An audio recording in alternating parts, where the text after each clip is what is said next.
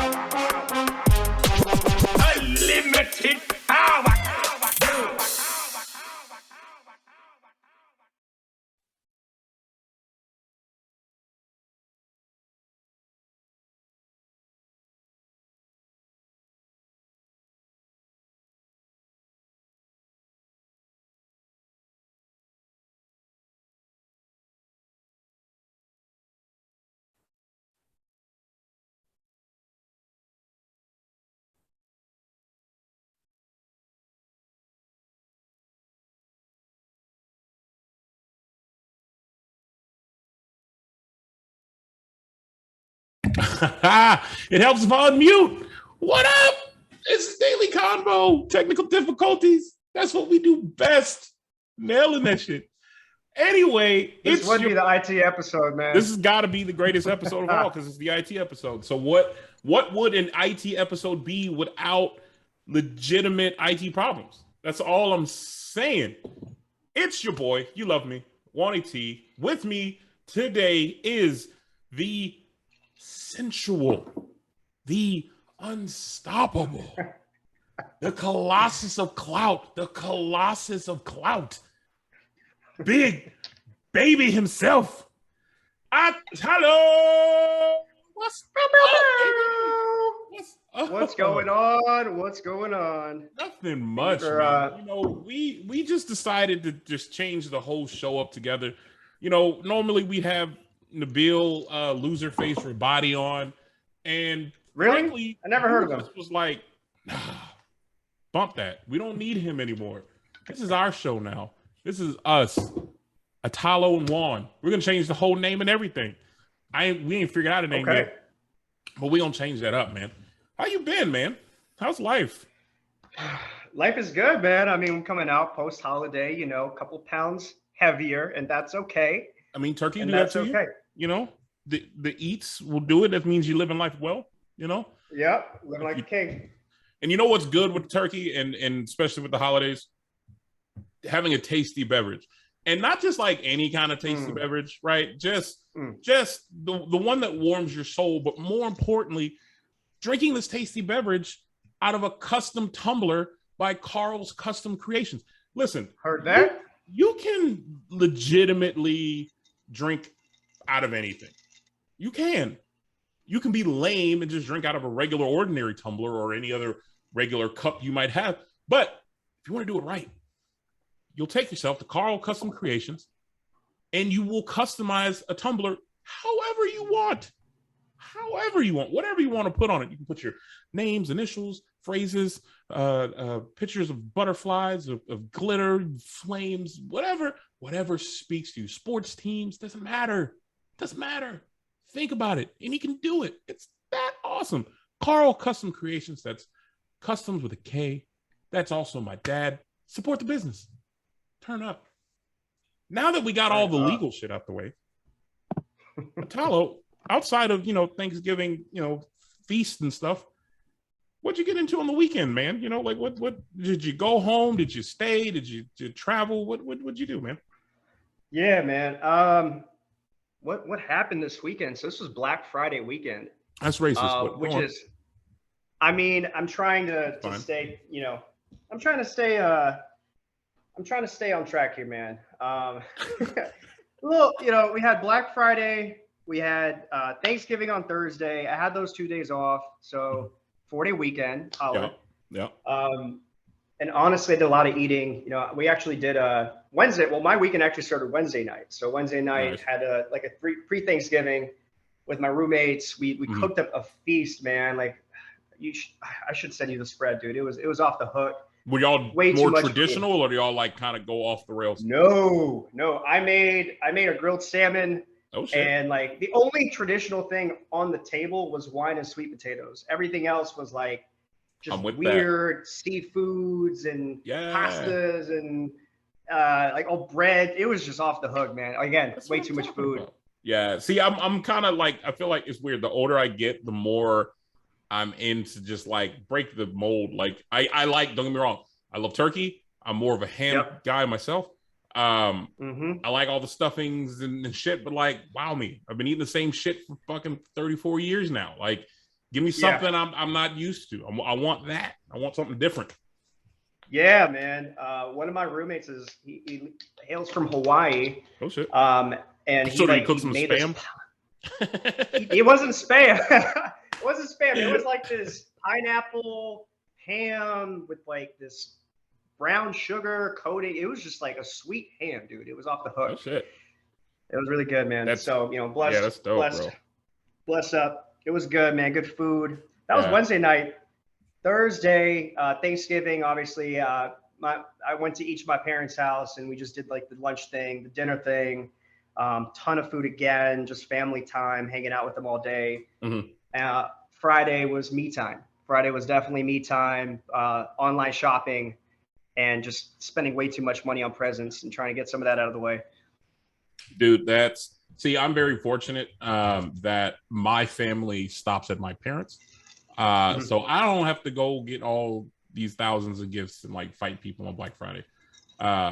Even though I did go out and shop on Black Friday, I didn't buy shit. But we went out, and that's the thought that counts. I think that's half of it. True that. People on the show. What up, British Texan? What's up, buddy?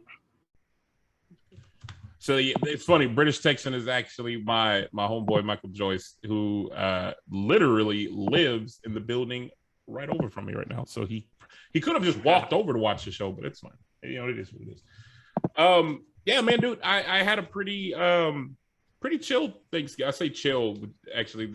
My Thanksgiving was the complete opposite of chill. I went to Denver. Went to Colorado. Oh, that's right. Actually. Yeah, you took a trip. Yeah, we flew in Thanksgiving morning, and then have a friend that lives in Boulder, so we did Thanksgiving in Boulder, and then on Black Friday we kind of like just went sightseeing and shit. Like we walked around the area. There's like this cool little things called Pearl Street in Boulder. It's just like a bunch of shops and like restaurants and stuff like that. So we walked up and down there literally all day that Friday and shopped and stuff like that. And then Saturday, which was really cool. Saturday, we drove out to Steamboat, Colorado. And there's like this hot spring out there called Strawberry Hot Springs. So we hit that up, man. It was. Where really is that cool. Comparative to Denver? It is. I'm gonna shoot from the hip here to say, because I don't remember exactly in the direction of which we went. But we were probably about 3 to 4 hours. I'm gonna gamble to say northwest. Okay. Felt like that's a little bit of a hike. It's a bit of a hike. Okay. It was a bit of a hike. It was a long car ride. Definitely not like, you got to plan that out. It's full intentions. You're not landing in Denver and be like, let's just rent a car and go. No. You had intentions on going to Steamboat. But it was dope, man. It was real cool. There was still snow on the ground there. Like Boulder didn't have a lot, but like Steamboat had some, so it was cool being like the hot spring and the snow and stuff like that. And then we did something. I checked off a bucket list item on Sunday. Was it Sunday? Yeah, Sunday.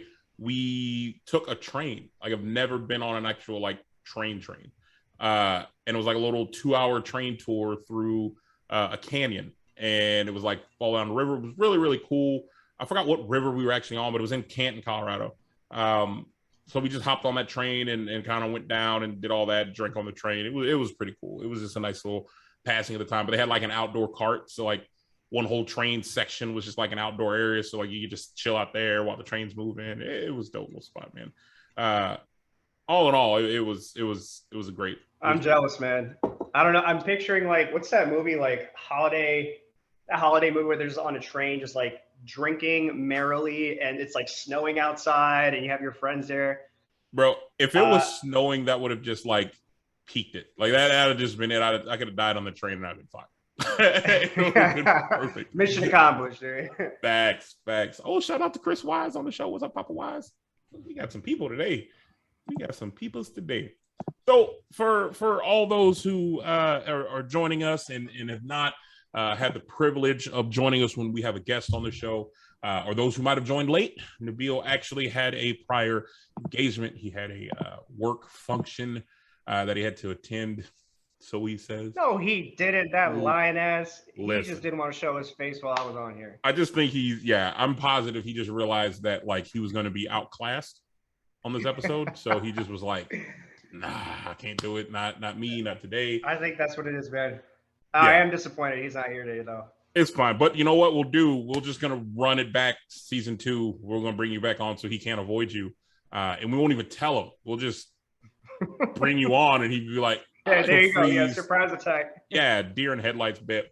But Atalo, being that this is your first time on the show, we like to do what I like to call the 5 questions of death that we want to run through just so the people can get to know you a little better and kind of tap in. These questions range from some serious questions to just some quite bizarre questions or stupid ones, you know. So without further ado, we're going to dive right into this thing, my guy. Question number 1. Atalo, I've known you for a minute now. And for those who are wondering why he's even on this show, we used to work together at a company called SADA. And he is himself a successful individual in the IT industry. So being this is an IT show today, we wanted to bring him on to kind of chop it up. So Atalo, for as long as I've known you, man, you've been, you're a traveling man. You've gone places, you've seen things, you've done things. What I want to know is, you know, what's some of the best places you've gone? You know, I find myself now in a position in my life where I want to travel a lot as much as I can.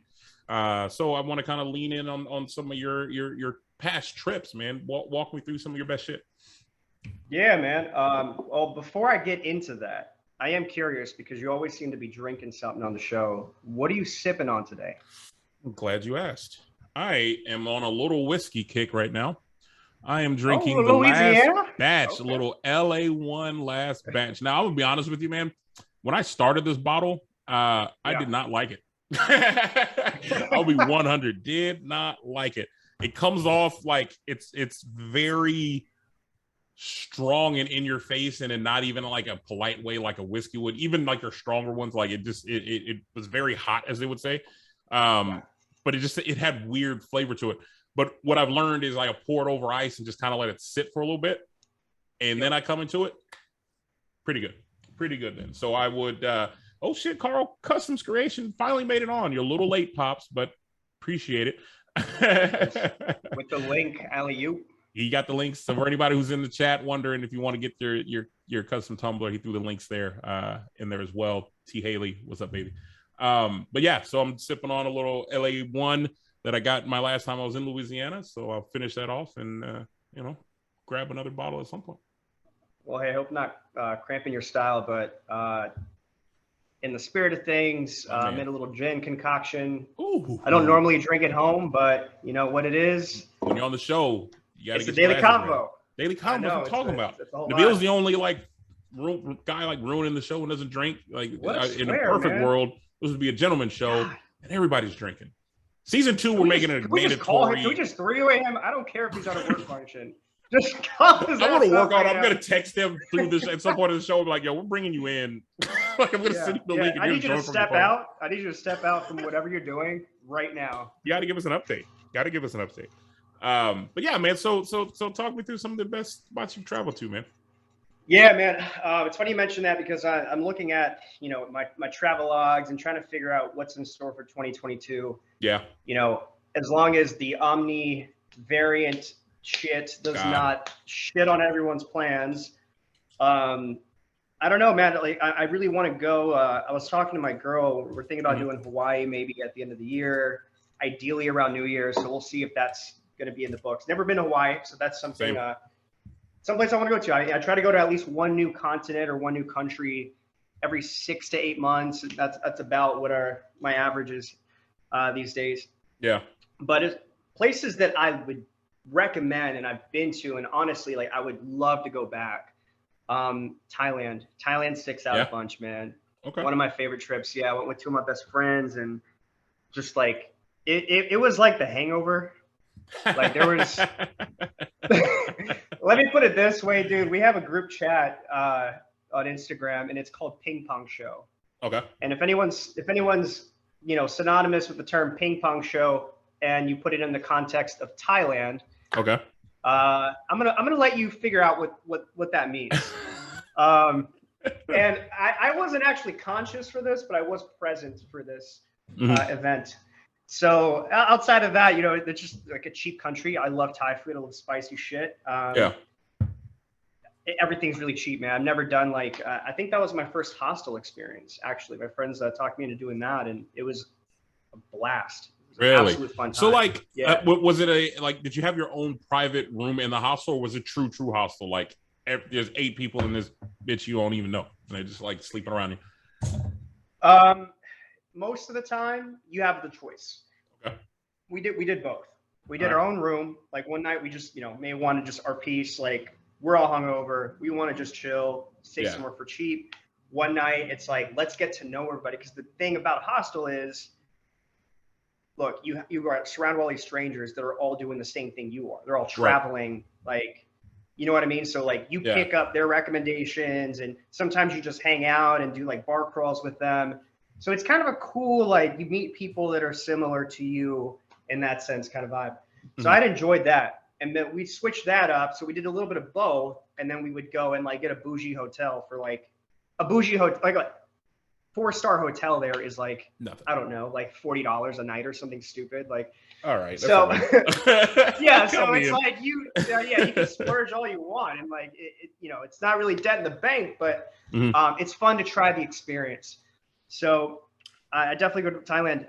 The north side is completely different than the south. I mean, the south is just islands and tropical, humid, beautiful, just beautiful scenic places. And then the north is mountains, and there's fog everywhere. And that's where the elephant sanctuaries are. And it was cool, man. I got a chance to make a meal for an elephant, and we hung out. That's kind of dope. Were there baby elephants, and you got to steal one? Because that's exactly what I definitely stole. Yeah. I came back with an elephant in my briefcase. Good call. Good call. They fit in carry-ons. That's breaking that news here for those who didn't know. Elephants actually fit in the overhead compartment bin. So they do. Yeah. Take that however you want. So yeah, it was sick, man. The other place I would probably say is Colombia, man. I want to go back and maybe work out of there for a little bit. Yeah. I did Cartagena one year with similar group of friends. We did New Year's there, and then we traveled down to Medellin. Beautiful country, man. Just beautiful country. There's so much there. I'm South American. I'm Bolivian. Those are our neighbors. So similar vibe, and they speak my language. It's just a good time, man. Yeah. I wouldn't definitely want it. Colombia's been on a list. I just don't know enough about it to go. So when I start planning that, you're gonna be my guy. 100%. We'll be talking about that soon. My man. All right. So question number 2. This one's a little deep. You have a girlfriend. My question to you is, does it bother you that she knows that you drink out of a sippy cup? Because I know for some women it might. And I just don't know how you how do you feel? Has it been an issue in the relationship that you always drink out of a sippy cup? Look, man, I'm confident with my masculinity and my sexuality, man. You said it yourself. Listen, I can walk around the house with my big boy pants on. Okay. Walking around with my sippy cup. Okay. But I mean, don't you think at some point you'd just learn to drink out of a regular cup? Why the sippy cup though? Because you can sip. But man, you don't have to worry about I mean, look at these glasses, dude. Fragile. I could drop this when I'm drunk. Fragile, dude. Dangerous. Even there's glass everywhere. I've done that before. I'm sure you guys have. It's kind of a huge risk. It is kind of a big risk. Now to think about it, you might actually be onto something here. I need to invest in this Sippy Cup game, man. Carl's custom tumblers. You got to invest in Sippy Cups, my man. We got to get that, Carl. if you're listening, if we can get an Atalo line of Sippy Cup tumblers. We'll get a Atalo space on the back of it, and then we'll like put his initials on the tip of the Sippy Cup. You can get it. Man. Look, you already messaged. You can do it. That's what I'm talking about. You can like Sippy Cups. You can combo that with the blankie for the holidays. Who doesn't want a blankie when they're sipping out of a Sippy Cup, dude? Sippy Cup. We need a blankie, and then we need a onesie with the butt flap, so you can just 2-button butt flap, quick access and shit. And you just leave it open. Back up. I mean, you play video games. You don't have time to be unbuttoning it and buttoning it. You can air that shit out. Leave it open. Yeah, bro. You just run around the house. It's my house, dog. Farting, your butt cheeks is flapping in the wind. Like that's how you do it best, baby. Keep the shit out. That's sanitary. That's all I'm saying. I love that. I'm glad we got to the bottom of that because that was kind of bugging me all day. That was very deep. I appreciate the thought that went behind that question. You're welcome, man. We needed to air that out. So next question number 3. You're doing great with these questions, by the way. You're crushing the 5 questions of death. Most people die after 2, but you've made it to 3. So let's see how far you can go. Why is it 5 questions of death? Who has lived? I don't know why people die when we get to the end of these questions, but they just do. And so far, you haven't died yet. So I think you might finish. You might finish. We'll see. Still not done. All right. Question 3. I think a lot of people can define this in different ways. But I want to hear from you. How does Atalo define success? It's a good question, man. How do I define success? I think about success as here, and I don't know, man. We're gonna go down a whole rabbit hole of philosophy here, but all right. I'm gonna keep it short. We got to the. I look at man, these AirPods keep like literally flying out of my ears. I swear to God. Technology. The tech episode. So here's the thing, man. We're all going to be old one day. We're all going to die one day. I hate to be morbid, but that's the way it goes. Yeah. Right. That's the one thing that's sure of in this life. So to me, when I hit that point in time where I'm just an old dude, just laying down, I can't really do much. I want to be able to look back and just be happy with everything that I've done. Right. So the way that I see it is I try to put myself in that mindset. Okay. What am I going to feel like at that moment? Looking back, am I going to have all the regrets? Am I going to do the things on my list? And have I hit those check marks? Have I hit those, checkpoints along the way? And so as long as I'm cognizant of what that is for me, and I'm doing that, there's no time frame in mind, right? I'm not putting a timestamp, having a kid and getting to a certain salary level or owning X amount of whatever, right? To me, it's doing it. Time is irrelevant. Just do it. So I feel successful because I'm doing the things that I want to do. And I'm grateful because I have friends and a job and, like my own systems to make that happen for me.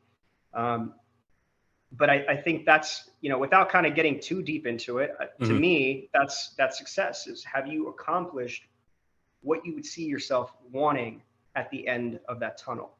Yeah, no, I like that because I think a lot of people can get caught up in other people's successes and lose their own definition of success.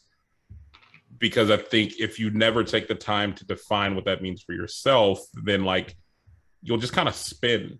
I find that's where you'll find people just like that. I don't really know what I'm doing. I don't really know where I need to be going and have that. So I think you're right. Yeah. Like, you and why I wanted to ask that because I think it's an important point to stress is like you as a person need to define what is your end game. What do you want? What do you want to be in 5, 10, 15, 20 years, right? Like kind of stage it out. And every day you can take a step towards any one of these goals is a route to success. And as long as you aren't doing something to stumble, hinder, fall back from that, then you are achieving success. And it's going to be different.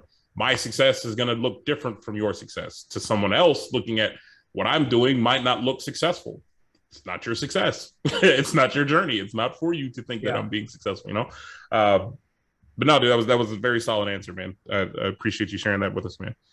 Yeah, and I think it is worth noting as well. You're right. Success is very personal to me. Yeah. But at the same time, my criteria for success is shared in part with other people. Yeah. So, you know, I like giving back, man. I volunteer. I was doing it pretty consistently a few times a year. Lately, it's switched to fostering and not necessarily and bringing volunteer work into my home versus me going out and doing it. But like that's part of my success criteria is like, how do I enable, you know, others to have more or be able to do more? And so it's not always what I'm trying to say. It doesn't always relate you know, specifically to what you may be doing for yourself. Right. For some, I'm borrowing these success metrics and criteria from like others. Right. Yeah. Yeah, no, I like that a lot, man. I appreciate that, and I like the giving back piece because I think, you know, as we find ourselves becoming successful through. Let me back up. I kind of look at successes in stages of my life, right? Like my success criteria 10 years ago, significantly different than where I am today, because 10 years ago. My success is, you know, to look at where I am now, I would have told myself I far succeeded that, right? There was no way I would have dreamed 10 years ago I am where I am today. And so where I'm getting to is once you kind of achieve these things, and I feel like once you kind of accelerate and you reach a certain plateau, there should be a point in time where if it's in you, if that's the type of person you are, to give back, to start doing something for someone else or to help the people around you. Right. I think giving back in some type of way, whatever that might look like, right. Whether it be fostering animals, whether it be feeding homeless or whatever your thing is, or whether it just might be helping your core people around you, you're, you know, bringing somebody else up in your friend group, whatever that might be. Yeah, there should be a part of that in your success track to share your successes, because, you know, I feel like a lot of people, when we struggle in life, we aren't so keen to asking for help or talking about it. So sometimes it might take just someone being bold enough to just be like, hey, I see you might need some help with this, or hey, if you need something, I'm here, or whatever it might be, right? Share your successes and your wins with someone else so they can see where it might be to get there, you know? Exactly. I love that. So, moving on to our next tough question. All right. So far, still alive. Still alive. Listen, I had some bets going on the side, and a lot of people didn't think you were going to make it. That's all I'm saying, bro. That's the part of the show that nobody understands. A lot of people. All I'm saying is we had about 100 bets, and you got like 2 people in your corner. That's all I'm going to say. That's all I'm saying. Okay. That's all I'm going to say. But, you know, I mean, listen, nobody makes it. So, of course, they're going to bet against you. All right, Italo. This one's going to get deep. Okay. You have to marry, murder, or fuck one of these 3 things. Or, I'm sorry, all of these things. You got to place them in order, right? You know the game. Okay. Guacamole, queso, and salsa. Who you marrying, who you killing, and who you taking home to sleep with. All right. I'm trying not to think about this too much and just go with my instinct. Because you can easily talk yourself out of it. Fucking queso. Okay. Killing salsa. Okay. Marrying guacamole. Interesting. Okay. Why are we killing queso? Or why are we killing salsa? Because there's a lot of the times onions inside of salsa, I detest onions. Wow. The weird thing about me, Wow. but don't fuck with the onions that much. So are you like anti-onion in the sense of you can't see it? What if it's just like so finely diced into it you can't see it, but you taste it? Is it the taste also that does it for you? Oh, that's the worst kind of onion, because that's the prime attack on. Oh, hell no. The attack of onion. I don't know. I want to be able to see my enemy, man. That's like a virus. Hell no. Oh my goodness. So you're gonna marry guacamole? Oh yeah, for sure. You're that much of a guac nut, yeah? Dude, love guac, man. Actually, that's one of the things I made for the Thanksgiving spread. I made a spicy guac. It was not a hit because both my roommates are not that into spicy food, and I learned that. Those aren't your friends. Those aren't your friends. You don't like spicy foods. You're not. I feel like you would appreciate it. I mean, I'd love some spicy guac. Yeah, I loved it, dude. Dude, and I mean, queso, making sweet passion. I love the queso. It's just like, I get that. I picture like, that 7-Eleven, like fake looking yellow queso. And it's like hot and gooey. It's hot and gooey. Synonymous. What more could you want? With something that sits in between a girl's legs. So I'm just saying, like, it's the closest to home. I mean, realistically, like, you close your eyes, you kind of like get a little drunk, and I don't know, man. I feel that. Now, my lineup is very much exactly how Chris Wise just mentioned it. I am going to marry queso. I'm going to make sweet love to salsa. And I got to kill guac. And here's the thing. It's not that I hate guac. I love all three of these things. All three of these things, in my opinion, are fantastic. I'll take them all. Here's the thing. I have never met a guac that has just blown me away. I've had good guac. I've had okay guac.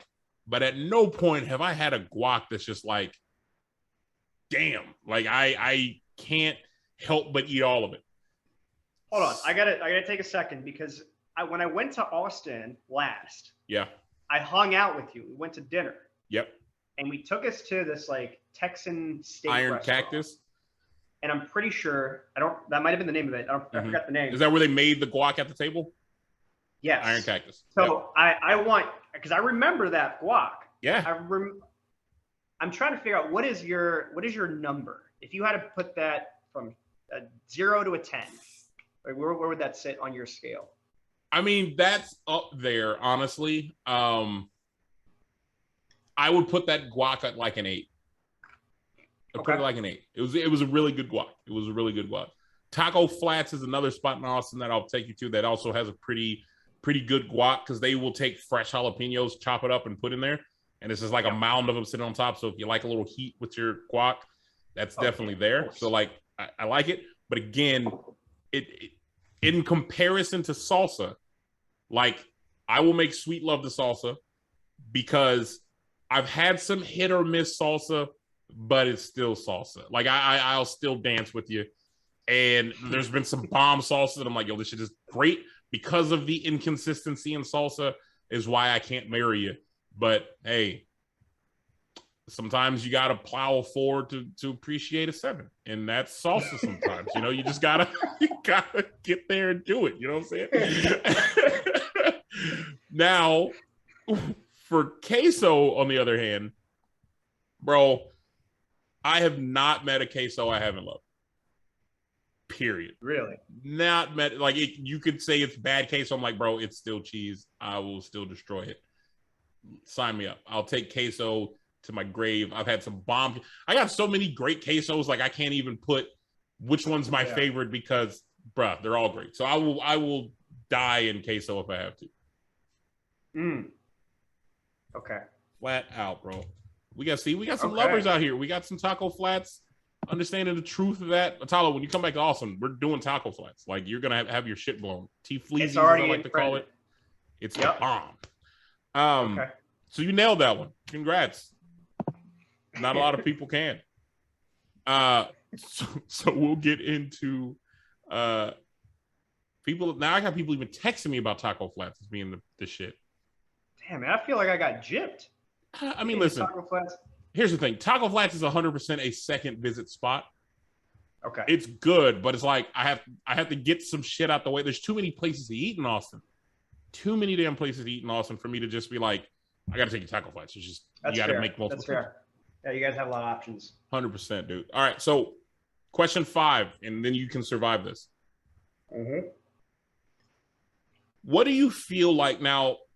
Before I finish this, right? I want to preface to say I think it's quite evident that the last 2 years, 2020, 2021, COVID, quarantine, dealing with this shit, it's been a lot. We had an episode before where we kind of talked through that. I kind of make a statement, and I live by this, and I try to like preach this to people that Torchy's queso is okay also, Joyce, but it's not like I saw it and I just had to comment on it. I kind of live by this thing where, you should never let a good tragedy go to waste, right? And I feel like quarantine was a great opportunity to figure some shit out, to slow down a little bit, to discover yourself, figure out a love, figure out a hobby, yada yada yada, right? So my question to you is, during this kind of COVID era, is there anything you can think back to say that this was my greatest accomplishment? What is something that you feel you truly accomplished during this COVID time, where you just had time to sit on your hands and figure shit out? It's a good question. Man, it's honestly hard to answer because COVID to me was very restrictive of the things that I love to do. Yep. As many of you guys probably feel that same way. But I agree with you. I think that there is a silver lining in tragedy as we, all experience this stay-at-home time and kind of chance to like come up with new hobbies and, do stuff with family and shit like that. I can't say that I walked away with something new. What I can say is I walked away 10 pounds heavier. I guess that is, I walked away with new weight. There you go. Like a lot of people, to someone that's like, they're envious. You know what I mean? Yeah. Dude, that's hard, man. It definitely took the time to like realize the things that I appreciate the most and the people that I appreciate the most and how close things can get taken away from you. Yeah. I had lost a grandparent to COVID at the very end of it. And sorry to hear that. That was, I appreciate that, but it was like, just like a holy shit moment. Like, it sucks to say that it takes that sometimes, and I'm not saying I haven't been grateful for this individual, but, I came back learning a little bit from that. And it's not really an accomplishment, so I'm kind of evading your question if you haven't. But I mean, I used the accomplishment, and I feel like I should have probably reworded that in less of like an accomplishment, but more, like what could you take away from it? Like what's something you learned? Yeah. And I think like you're going the direction I wanted you to go to, so you're good. And to me, it's been lessons, right? That was one aspect of it. This individual had always told me, do what makes you happy. Like be selfish about what makes you happy. And I took that to heart when he passed. His ex-wife, my grandmother, she told me something similar. And when she passed, like I made it a point to celebrate that on the 4th of July, that weekend that she also passed. So it kind of like gave me a tradition of I need to do what makes me happy. COVID, of course, like hindered some of like the traveling aspect of that. And I went a little crazy as soon as COVID slowed down. I spent like a month in Mexico. Dude. Yeah, I mean, same, bro. But it's like, like you appreciate that stuff. Like, I get it. I'm looking back at the past year and I'm realizing here's my happiness levels like on a graph. Where did it take a dip and where would it go back up? And you have to pay close attention to what made you happy at those points in time. So I learned a little bit about myself. Yeah. Um, No, I like that a lot, my guy. I can definitely echo. Like I said, I'm grateful. I'm fortunate to say I have not experienced significant family loss during that. I mean, definitely had relatives who passed from it, but um, I think having the world stop essentially, you know, when it first hit, watching things slowly open up, wondering if things would ever actually kind of go back to normal, um, kind of sparked in me that kind of same mindset was like, you have to kind of create and manifest your own happiness here. I don't know what just drove down the street. That was loud as shit. Um, but you gotta have to like manifest and like figure out your own happiness. And then like I feel when COVID hit and you didn't have a lot of distractions, you were able to kind of do that. And you know, for me, I've always been, as an only child, I've always gravitated to my friend group. I've always my friends are my family, you know, and that is what kind of helped me through quarantine. And once that started to like loosen up a little bit and lives started to kind of go back to normal-ish, for me it was almost like a new, almost a Juan revival that had to happen here of rediscovering now what's now making you happy, because you know you got kind of really used to quarantine life. And you know, like I can't speak for everybody, but quarantine for me was fucking great. Like, you know, like I had a significant group of people who were all like-minded in the sense of, you know, if we're gonna hang out, it's just gonna be us. Let's not bring in new people. Like we're either hanging out with each other or we're home. So we got to do a lot of shit. But when that ended, I was like, all right, well, fuck, now what? And things started to open. So I was like, let's travel. Like let's just fucking go places and see shit. And you know, the passing of my dog was kind of a moment where I was like, well, I wanted to, and it's almost sounds weird to say, like I wanted to honor her in some type of way. And for me, I was like, I will eventually get a dog, but with her gone, I'm just going to travel more since I didn't have that. I don't have to worry now about spending the money to watch her, or you know, you kind of feel, you know, guilty when you go so much and your dog's just like with other people. That's not you. So that was the trade-off. So I found that happiness in just literally traveling as much as possible. And Lord knows I've traveled the most in my life in the last like 4 months that I've just recently, man. And I love that. You've been all over the place. Bro, I'm trying, dude. And it's like, you know, don't feel guilty. I mean, dogs are man's best friend. They literally have unconditional love for you, and they want you to be happy. Yeah. It's like, you know, same kind of mindset, right? I'm going to do what makes me happy. The dog would be happy, and it's a weird way to think about it. The dog would be happy if I am, because that happiness is reciprocated. You know, like dogs get that vibe. That energy's feeding off. Like if I'm sad and depressed, this dog, like who might fuck around and like piss in the house is just going to piss me off more. But if I can be happy, like it's convenient to the dog for you to be happy. 100%. Now, you know what's funny, because I think about it. I told this to somebody and they're like, you know, when you get a dog again, you can bring your dog places. I'm like, I don't think I'll ever be that dog parent. I don't think I ever actually want to bring my dog places, because here's one great thing about going on vacation. You don't have to be a dog parent. Like, you know, like I don't have to, I got to get back and walk the dog because the dog's in the room, or I have to feed the dog, and blah, blah, blah. Like, no. Like I'm going on vacation to get away from my life. I don't think I'll ever be that person to chug my dog around like in a fucking airport and all that shit. I can't do it. Can't do it. Sometimes you just move too quick too. I mean, vacations are somewhere where, I mean, you're a little bit adventurous. Like you want to go out and maybe you got on a train.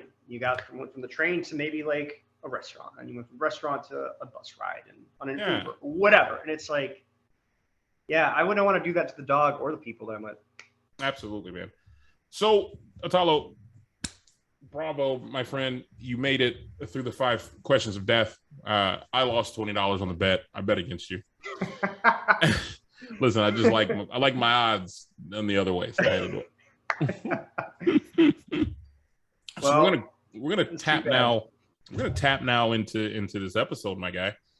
So let's do it. We're gonna talk about the IT industry, and you know, people always, when they ask like what I do for a living, it's kind of like, and I'm sure you've gone through it as well, it's really hard to answer that question to a lot of people, because our job titles and what we do require such a description that 9 times out of 10 we water down what we do to people, because there's no way I can explain to you what I do and it makes sense. So I just have to like give you some blanketed generic answer. Well, I don't want that answer right now. I want to know. I want the complicated one, bro. What do you do for work, my guy? Like, let the people know what it is that your job entails, and then we're just gonna kind of go all over the place with this. But we're gonna start there. Okay. I will give you the not dumbed down, watered version of what a customer success manager does at IT, in the IT realm. So as I make my second drink here, shout out Hard Short Gin. So let me talk to you about how I got started in IT, man. Like this, it's been a weird journey for me because, and it's funny, we were actually talking about this earlier on this like group call that we had. I got into IT bartending. So I was in school, you know, I decided to do bartending on the side. I was actually doing a little bit of music production, a little bit more DJing, and I was like, let me do like the fun stuff. Love creating music. So I started bartending, make some extra money on the weekends, and I was working at a sports bar. Now, I'm not a huge sports guy, so I got tired of talking baseball and fucking basketball like 24/7. So sometimes, every once in a while, I would get somebody to walk in and they were a little bit nerdy, or they were a little bit like goofy, or they were just like alcoholics. Right. And I vibe with those people because it was like, all right, let's talk. It's the vibe, bro. Shit. It's the fucking vibe. Bro. I had like an ex-professional baseball player that would sit at my bar like for 4 hours on weekdays, and so like people would just come in and talk sports nonstop, man. God, it drove me crazy. So, you know, this guy came in, man. One of my regulars was this dude that just come in for the past, like, I don't know. He would come in the last 30 minutes that we were open, and he would come in and get the same thing every single time, man. This guy would get like a large blue moon and order wings. Same thing. Yeah. And at the time, he had a Windows phone.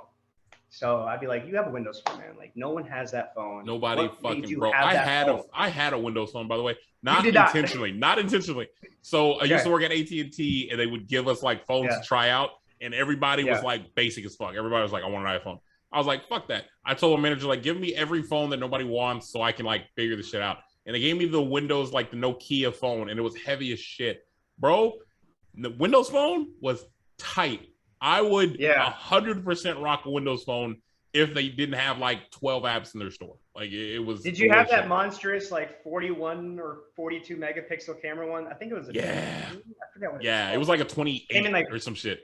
It was a like big bright colors and shit. Like bright blue, yellow, green. Yep. Bro, it was rough, bro. I've never put a heavier phone in my pocket. I swear to God, it weighed 8 pounds. Like it was heavy as fuck. It's a giant phone, but it was like a crazy camera quality device. Yeah, like at the time it was like Carl Zeiss lens. I remember that thing, dude. There's still not a camera out that has a better like.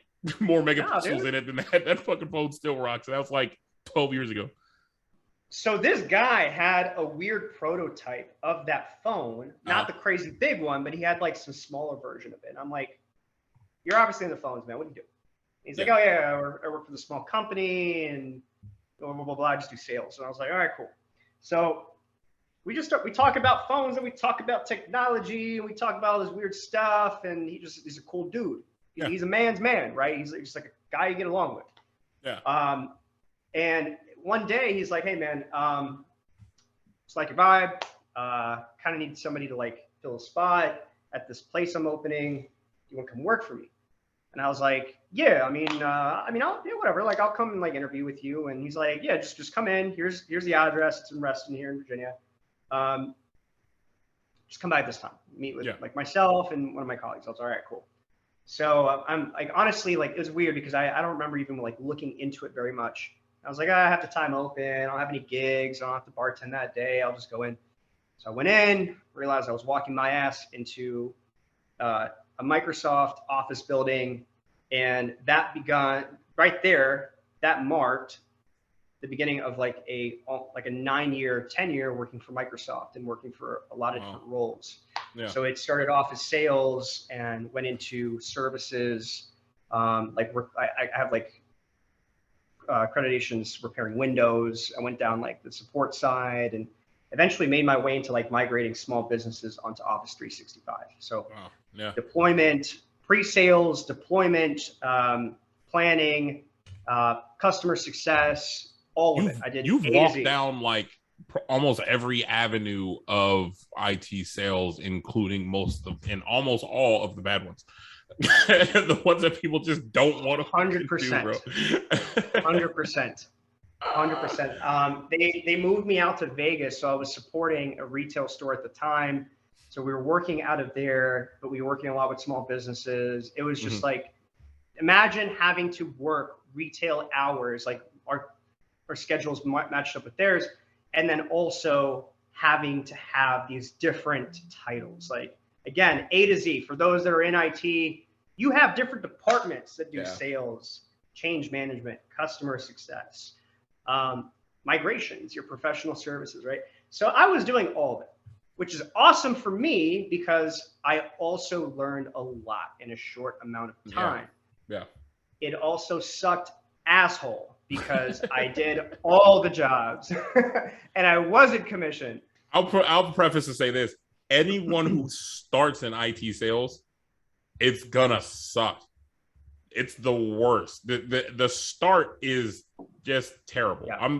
I'm in 11 years now. I don't know how long you've been in, but it sounds like you're there, if not more. Yep. 11 years. God, dude, I will never want to go back to years 1 through 5 ever again. Oh, dude. There are so many times I wanted to say, fuck this. I'm going to go back to bartending. I'll make more money.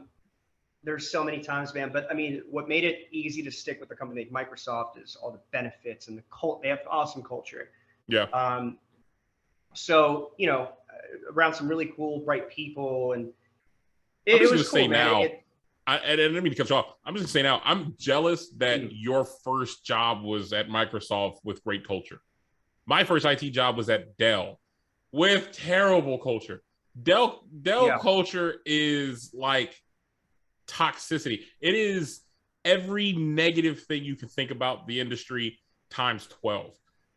You got power trip managers. You're underpaid. You're treated like a sweatshop. You're grinded to death. They will milk you for everything you're worth and not give two shits about it afterwards, and then get mad about you like wanting to leave and do better for yourself. Worst thing ever. So I am envious of how you started. Well, two things for you. I mean, Dell continues to be one of Microsoft's biggest partners. Oh, of course. So when I was working on the service side, and we would get, you know, we would be repairing hardware at one point. It was cool. I like working with my hands, so it was fun to repair hardware. But having to do Dell replacements was the goddamn worst. Right. Like everything was. It was like a month to like get them to send out like a motherboard. Like it was just like why? Just send it. Send that shit. You produce these things yourself. Yes. You got them. Like there's a partner. Every room, like every office has a room with just shit in it. Like they can mail one personally. The guy can go down and mail you one if he needed to. Like that's unexcusable. I actually hated working with the Dell reps. No, but I didn't mention this to you earlier, but I mean, I actually had a short stint when in cell phone sales as well. Like that was one of my very first sales jobs. High school, drove all the way to bumfuck Maryland for like sales training, which I still remember to this day. It was good training, how to overcome objections and all that shit. Yeah. But it basically like at the time, it was like a subsidiary of Sprint at the time that ran these kiosks. I think it was called SCK. Anyway, we sold all the Sprint stuff, and I did that for a year. I ended up like the first week on the job. I remember second day on the job. I remember my manager was like, "Hey, you're pretty much trained up. You ready to like run this place by yourself?" And it's like, "Yeah, I don't know anything, dude. This is my first sales job." And he's like, "Perfect, you're qualified." So, and it was just like, figure it out, dude. I had to figure everything, and I figured it out, dude. I mean, I guess I take pride in that. Like, I learn to be a quick learner, man. You're light on your feet. You gotta be a quick learner. You got to be, dude. You gotta be, tech, bro. You have to be. You have to be, man. Because nobody's teaching you anymore. After your entry-level tech job, nobody's teaching you shit anymore. Yeah, don't expect that hand-holding bullshit. Like, that's not happening. Not at all. Not at all. So I did that for a little bit. So it wasn't actually like my first experience in tech. It was my career start. And it didn't start as a career start. It was like, I'll do this for a while, I'll do the benefits, I'll use this money, tuition reimbursement, whatever. I'll figure it out. I'm still figuring it out myself. But it ended up transitioning into that. Like, I started seeing, maybe after year 4 or 5, it was like, I actually see the career path and I see the opportunities, and I'm networking and rubbing shoulders with some people that are making a lot of money. Yeah. Cool. I have a way in, right? I know people that know other people that make money, and I kind of like working with those people. Yeah. So, that got me down to that path. My last title at Microsoft was a cloud technical expert. And, like I was mentioning earlier, it was just A to Z, like pre-sales to deployment to customer success. Yeah. It was a whirlwind of a year. And at that point in time, I remember thinking, like, I got to move out east. I'm tired of living in Vegas. Mm-hmm. I want to move back home, be around my fam and my friends. And how am I going to do that? I'm going to apply for jobs internally. Microsoft hires a lot on the East Coast, especially in the DC area, but a lot of those are federal jobs, right? Like, you're working with the government, you're working with public sector. So I got tired after about, I don't know, maybe like 4 or 5 months of just applying and getting rejected because they want very qualified people that normally have security clearances. Mm-hmm. So I was like, all right, fuck it. Let me go around, do the LinkedIn game. I think Microsoft had purchased LinkedIn a couple months back, so we had like all the perks on LinkedIn, and I got a hooked up account. And that got me to the job search. Ended up finding this little company called SADA. SADA God.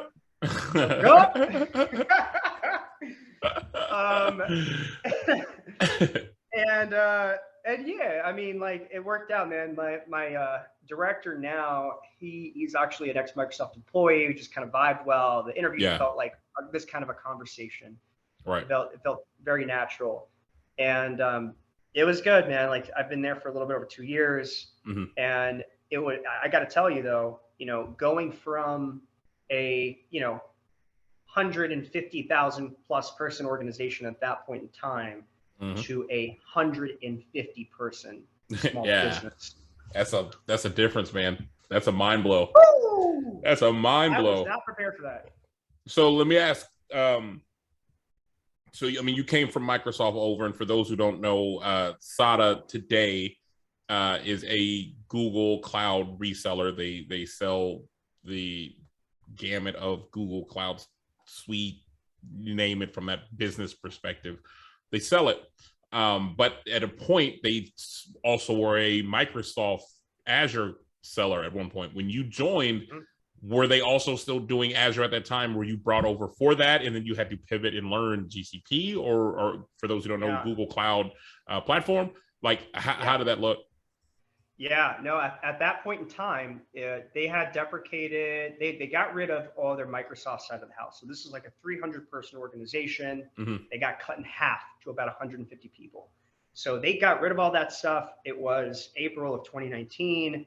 I joined, I think it was like late August or September, like 2019. Yeah.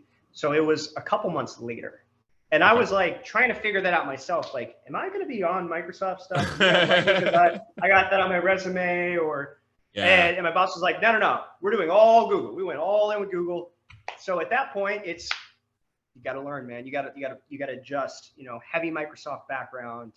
I'm on a PC now. PC fanboy. I own an Xbox. Whoop, right? whoop. Like, let's go. And I was like, all right, fuck it, let's do it. Let's do it. Amen. So, you're holding all the rings, right? Like, you got Microsoft in your belt, you hold Google products, maybe you learn a little bit of AWS. At that point in time, I was actually interviewing with AWS, and I ended up aborting my third interview.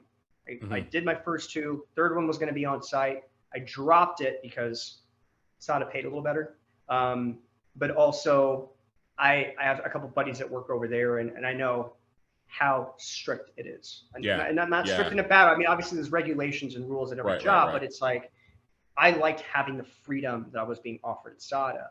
And when I say that is, you're looking at these two giant organizations, Microsoft, Amazon, working for a small business where they're coming up with policies and procedures. You have a lot of room to do what you want. In the sense of, I get to help create those policies and procedures. Yeah. And that's a huge plus, man. I mean, because I've worked for Dell. I've worked for Rackspace, which is another big conglomerate. I've done and that's our VP of customer success is from Rackspace. Yeah, and Rackspace does. I was just about to say that they do fanatical sport because that's their fucking punchline.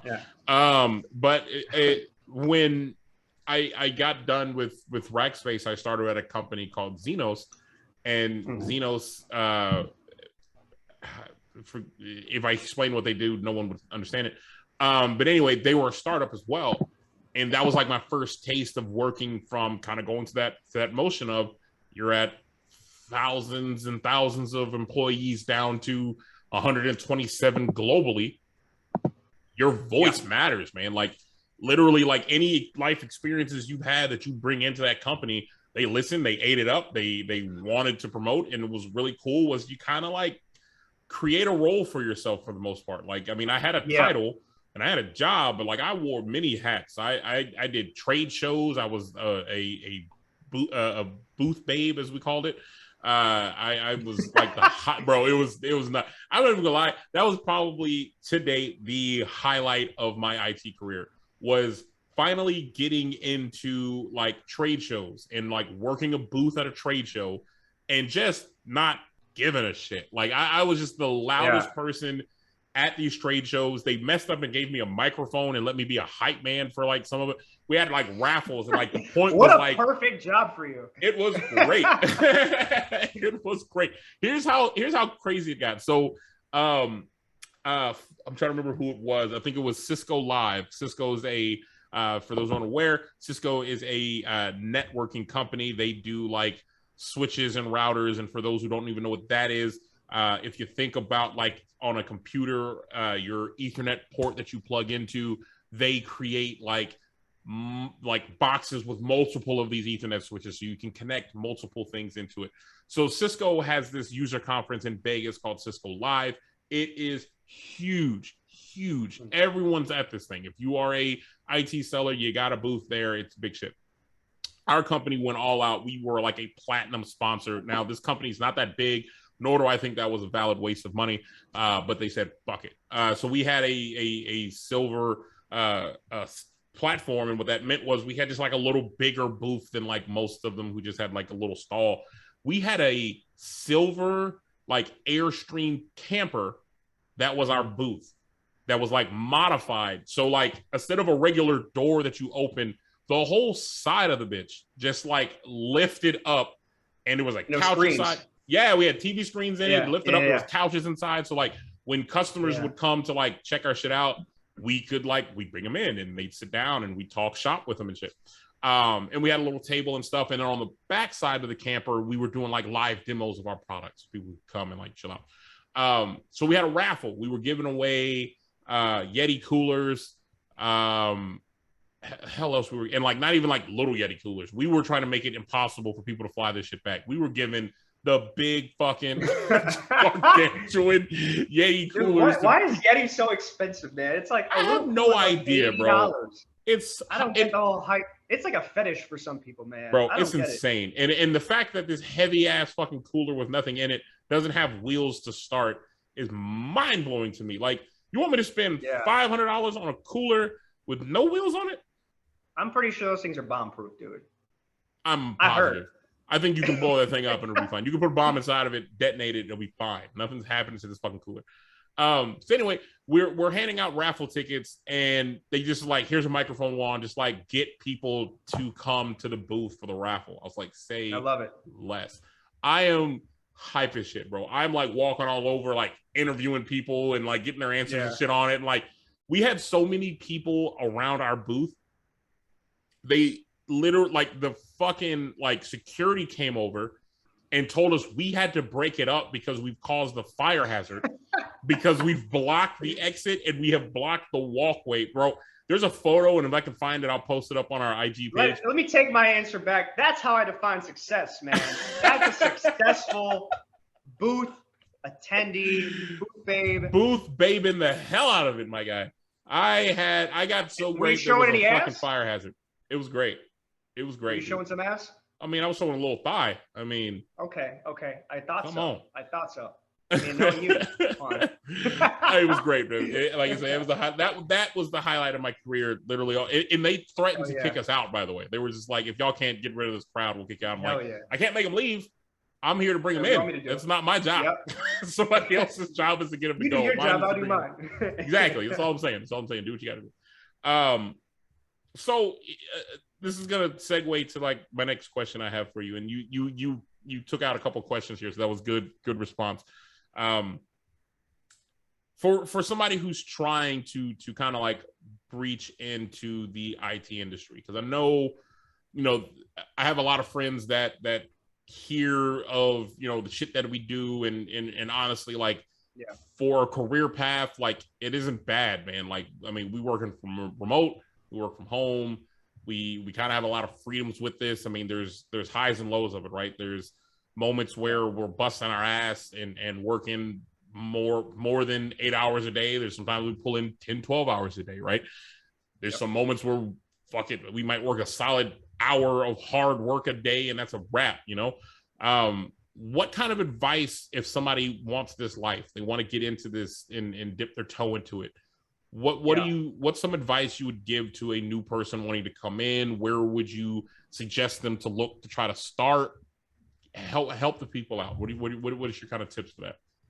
Yeah, man, I'm glad you actually asked that, because I've had this conversation a number of times. I'm sure you have. Yeah.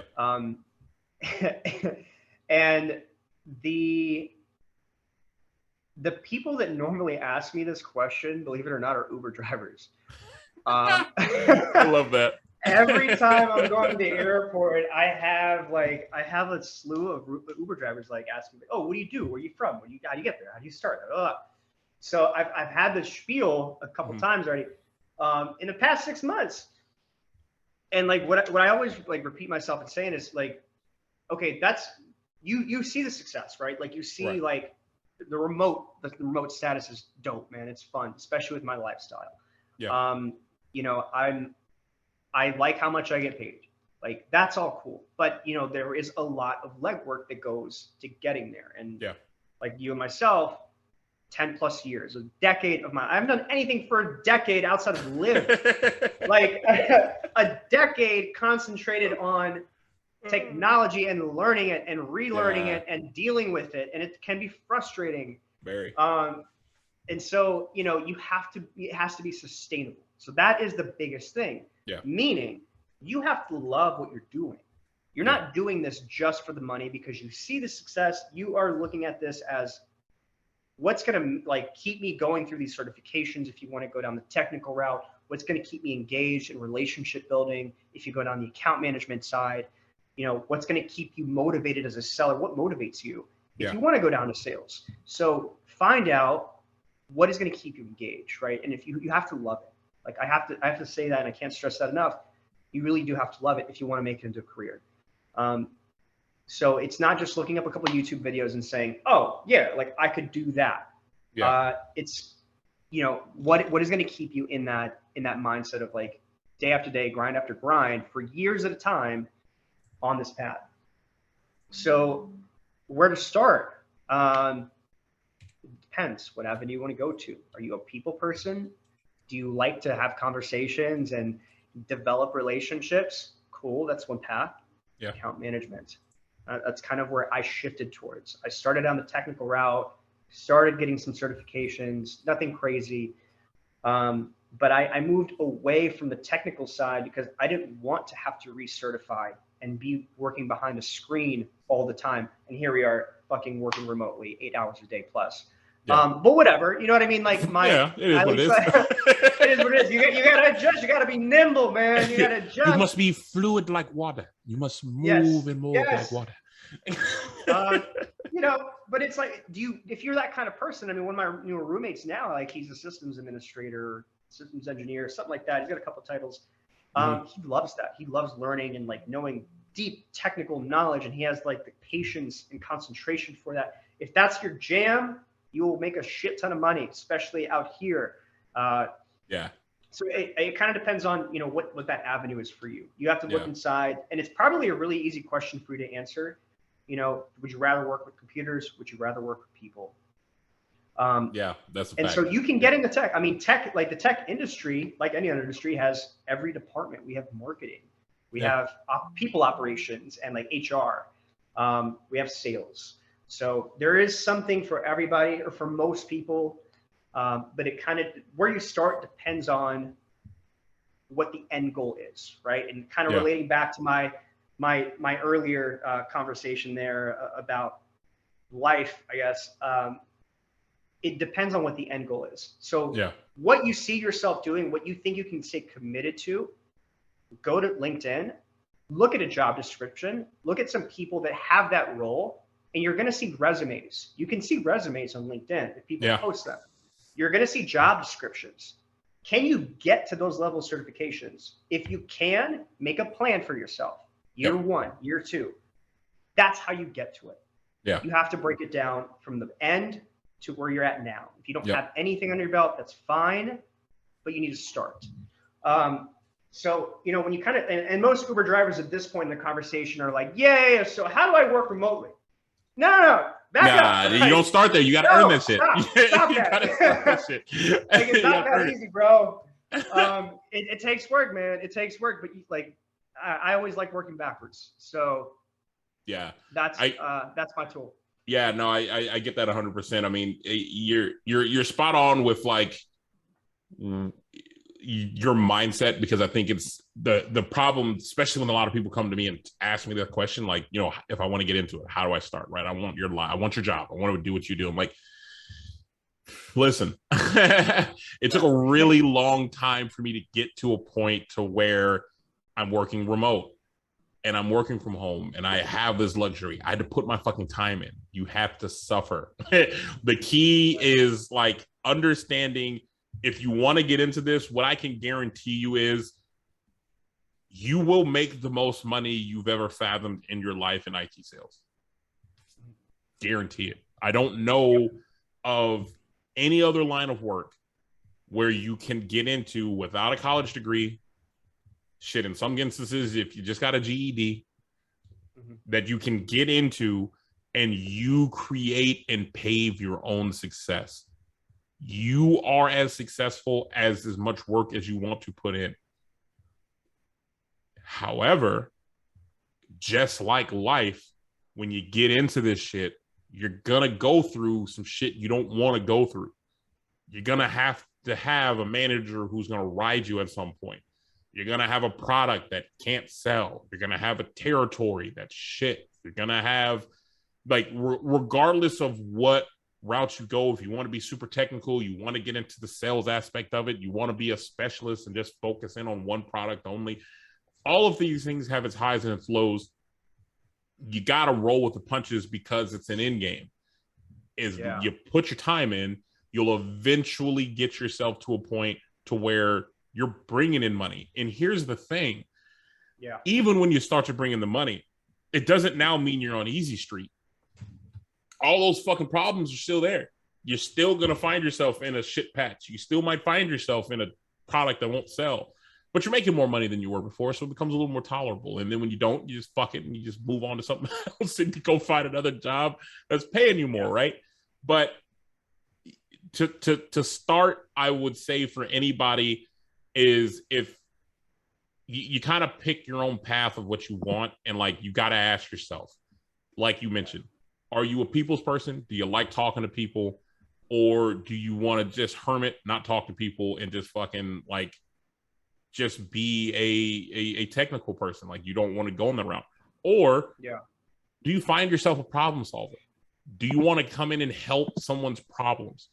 Because these are your general avenues. And if it is like, I don't mind helping people's problems. I'm not like a super, super technical person, but like I'd love to kind of facilitate and do this. Or you want to be like a product manager and you just want to like help facilitate a need for a customer. Like we have a project due, let's just kind of coordinate and be that quarterback for it.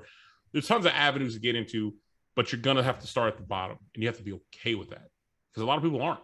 A lot of people are not fine starting at the bottom. And if you're not, this ain't the industry for you. But if you're willing to put your time in, like say I'm 10 years in and I am today where I saw myself being or wanting to be when I got into this at Dell back in 2011, 2012.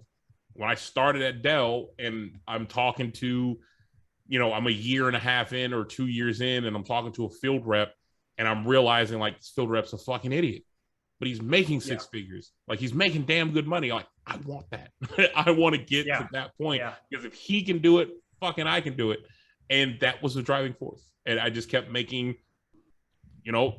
luckily calculated moves to progress my career in that manner to where I am today. And I'm grateful for that. But it took working, 10-hour days some days, working on a weekend, cracking the laptop open, getting all but cussed out from a manager, getting cussed out by a manager, just getting yelled at for no good reason. They all just countless of these unnecessary things, bro, that mind blow. I got to tell you, man, and let me know if you agree with this. I feel like one of the things that I've seen a lot in tech is you will work with people that make a lot more money than you, and you will think to yourself, how the fuck am I not making more than you? You're an idiot. 100%, bro. And you might work for that person. You might be their direct report. Bro. And that's happened to me at every step in my career. Not right now, I love the people that I work with. I love the team that I'm on. I'm around some brilliant ass people. But it's been like, man, I got to say, coming up the ranks, it's been a lot of that. Yeah. And I've seen so many people fail in tech. And this is important because, we talk about how to be successful and how to get started. The people that don't make it in tech are the people that don't have the patience for that. Yeah. Because you're right. You got to put in the time. You got to put in that grind. Yeah. You got to break into like that fucking rock rap. It's about power. It's about hunger. We devour. Bro, but I'm telling you, man, you have to have patience. I mean, there's so many times that I've sat there and been like, fuck this. Bro. I am going to go sell drinks and I will make more money and work less hours. But I'm so happy I stuck it out, man. And 100%. It's because you work with some of those people, man. Like customers are one thing. Customers can be a pain in the ass, but at the same time, like people that you work with, that you have to deal with day over day, that aren't making the best decisions. They get paid more than you, and you know it. That gets you at the core, man. It gets you. It hurts, bro. With that. And I mean, like, truth be told, like being in that industry, man, like there's a few things that kind of like pull you through it because, to your point, 100%. There's moments where you just want to slam your face through a double pane window and just hope it just ends your life. Like there's a lot of moments where you just contemplate like this life's not worth living. Like why am I doing this for a living? But like, when I started first at Dell, right, I was grateful when I walked through that door that Nabil Big Body Rabadi was already in the door, right? Like he was already there. He wasn't in the same product line that I was. He was an account manager. I came in as a technical sales rep, so a specialist. He kind of helped me keep my head on straight. And he'd kind of already paved the way. So it was nice to have that. And a lot of people that I am like friends with now are because of the struggles that we went through. Like I'm looking at the list now, Maximus is in here and Max came on, he was in a hiring class right after me, but like that's been my best bro from Dell because we were on the same team. We struggled together. We were in this shit, hating life, trying to figure it out. And, having that misery buddy is the best way I can describe it, help me go to work the next day, help me show back up. Oh, shit. Look who it is. God damn. You decided to show your face around here. You bastard. You bastard. I hate this. Everything Italo just said was fucking wrong. Wow. Just wow. When you think we were having a good show, this was. Here's the thing, Nabil. You've been gone for a while. Can we cancel Nabil? We can absolutely cancel. We're gonna start this right now. I'm gonna put this in the chat right now. Send it out. Send the messages out. Hold on. Cancel. Hold on. What? Hey, hold on. Big on the Instagrams. Hold on, guys. I have not given my ideals as far as conservative America, where we should go with minorities and women. I have not. Can I at least spew that out first before I get this hate? Nope. Not relevant. All right. Well, I guess you don't want anyone to vote. Anyway, Wow. That's wow. Wow. I've started the cancel campaign, dude. You're already being canceled right now in the chat. We're starting the hashtag. Start over. We're doing hashtag Daily Convo. We're not starting from the top. Shut the hell up. We passed this already. I'm your host. God damn it. Rob Body. I can mute you right now. Is that what you want? Is that the life you want to live? You want to be muted? Come on, man. Oh my God, dude. We're past that now. All right. Well, all right. Shut up. Fine. And look, Joyce, spot on. Nabil, you have a shit beard. All right. He said it. The British Texan said it. All right. Well, at least I can grow a beard and I'm taller than 6 foot. That's offensive. You can't make fun of our viewers, dude. Like, who won the war? Who won the war, bro? We still rep their colors though, dude. Like, clearly they're still here. Stars. That is bars and stars, baby. You know what I'm talking about? Stars and bars, bitch. America. Sorry, I get really hype about America. Nationalism gets them over time. I was listening to a little bit of this podcast, and something I just kind of wanted to add because I was just thinking about it, and you guys were making like awesome points, and it was like really, really getting my mind going. And there's one thing that I just have to highlight, and maybe it's like it's a Nabil thing, and I don't know how else other people could do this, right? Mm-hmm. A lot of this is being in the tech industry, how to get in the tech industry, right? And we can talk about networking, cleaning up your resume, all that stuff. But the biggest thing and the harshest lesson that I had to learn was hearing no, but equally being as persistent, right? Like that is the tech industry. That you have to keep driving. Yeah. There is no other way around it. Yeah. There's, and by the way, like no matter who you network with, like that doesn't mean that because I now know Italo, he's going to get me a job. No, that means I can use Italo's name as I keep pursuing. Yeah. And maybe he might find a lead. Like you're playing on a 5% chance that Italo might know something. Yeah.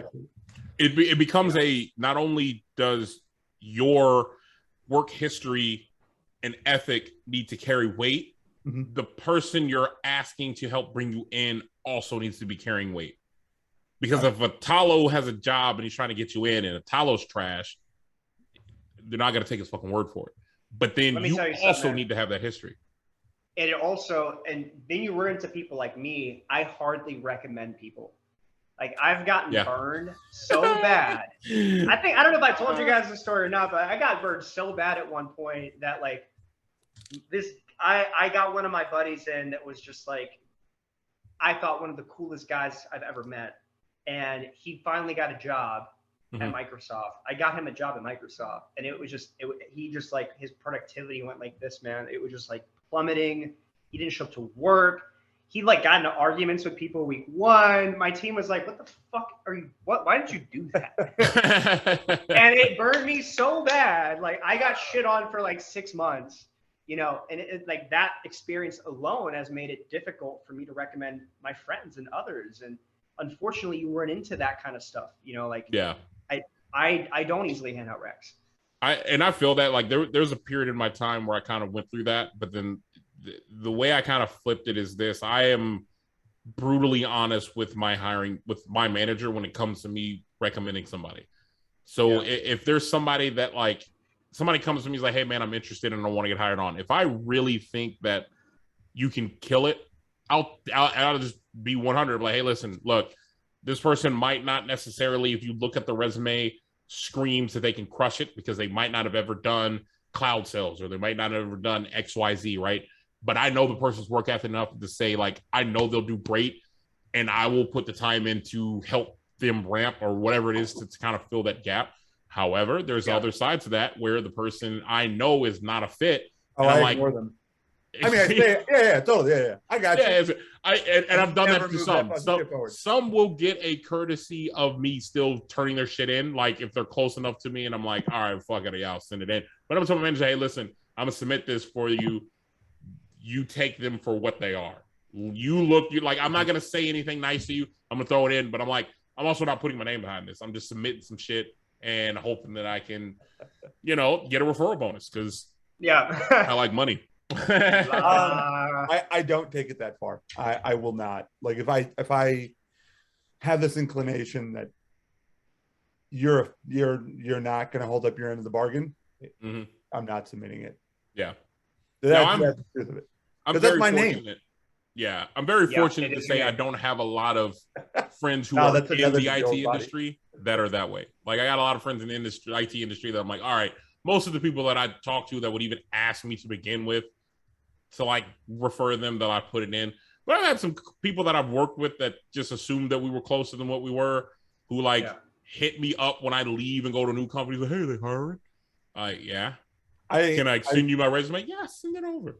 I cannot tell you how much I hate, like, if we kind of knew each other somewhere and like the first thing you want to go to is if you're hiring or not.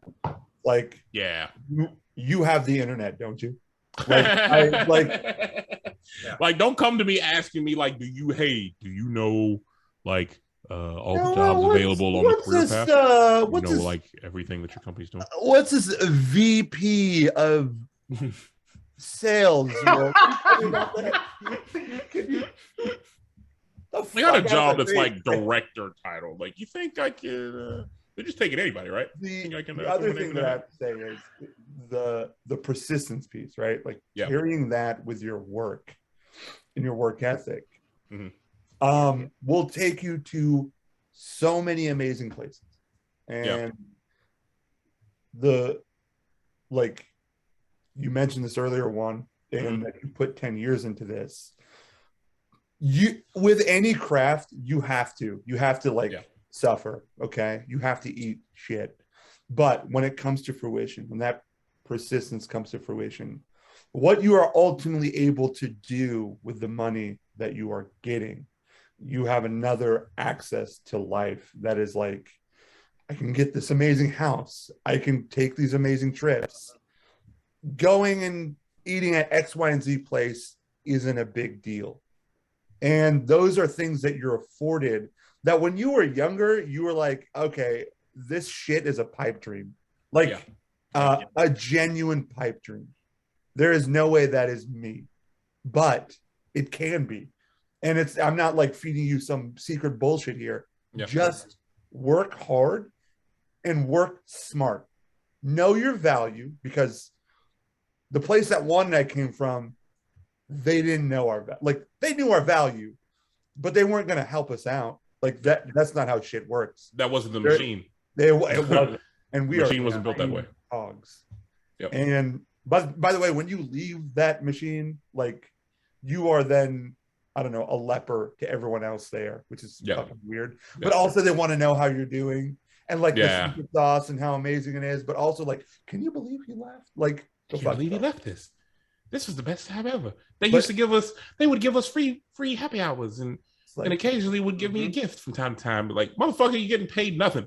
By the way, that happens at every job. Like, it only gets better as you get to a better place. I just came back from a happy hour from a partner of ours. They took us out to smash ATX, then dinner. We had drinks, blah, blah, blah. It's fucking great. It's awesome.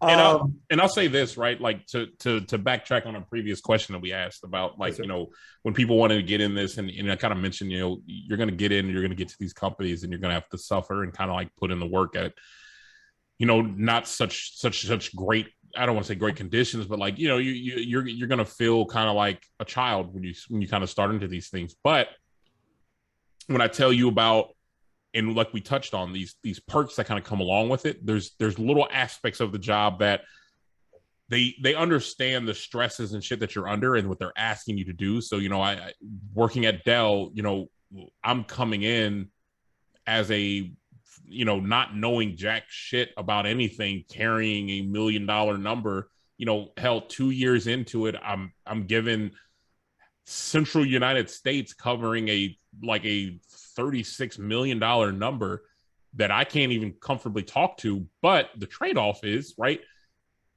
they bring in lunch and shit. You'll have these happy hours. Yeah. You'll do these drinks. You have these little perks that like your normal job won't give you all the time. It's a very regular thing. It was almost a weekly thing where somebody's, oh, it's free lunch. It's fucking a happy hour afterwards, you know? It's if people don't know this at this point in time, like you're going to learn the fucking hard way. Anything in life, anything that's worth it, if you're ever given that opportunity, which yes, Dell was an opportunity, Italo, Microsoft was an opportunity for you, they will take you as a coal and mold you into a diamond if you are working with it. Yeah. But if not, like it's not going to happen. It's going to turn to shit. Yep. Right. Like every place you work, every place that has an opportunity, a paved path, you will suffer. It's how it works. Anything that's worth it, at least. Right. And you can, by the way, you can see this on the most rudimentary of things, right? Like Juan and I are huge sports fanatics. We see players that get drafted in the first round, thrown onto the court, thrown onto the field, and you're like, you better be something. These are kids. But the truth is, are 18, bro. This 18-year-old got the opportunity to play basketball after having to play high school and college, whatever. Again, from the furnace into the fire. It's just how it works. And when I got to SADA, like Juan can tell you, like my anxiety was through the roof because I'm like, why am I not at X person's level? And obviously it takes time. I had to be like talked down a lot, like coached a lot in the sense that like it takes time, but you have to keep working at it. You will get there. To which Juan was new at the time. And he was like, listen, you look at X person like this, all of us down here look at you like that person. Facts. But it's those environments, that harshness, that hurricane. Wait till you get to the eye. It calms the fuck down. Then you control that hurricane, right? Anyway, 100%. sorry. There's no, I was going to say something. I'm sorry. Yeah, no. I mean, you're right in a sense that you get a lot of these benefits from working at these organizations for a reason, right? Like we don't get some of these perks of, you know, the salary and the remote status, and IT organizations today are very progressive. I mean, unlimited PTO, that's awesome. People look at that and they're like, holy shit, like I would kill to have that.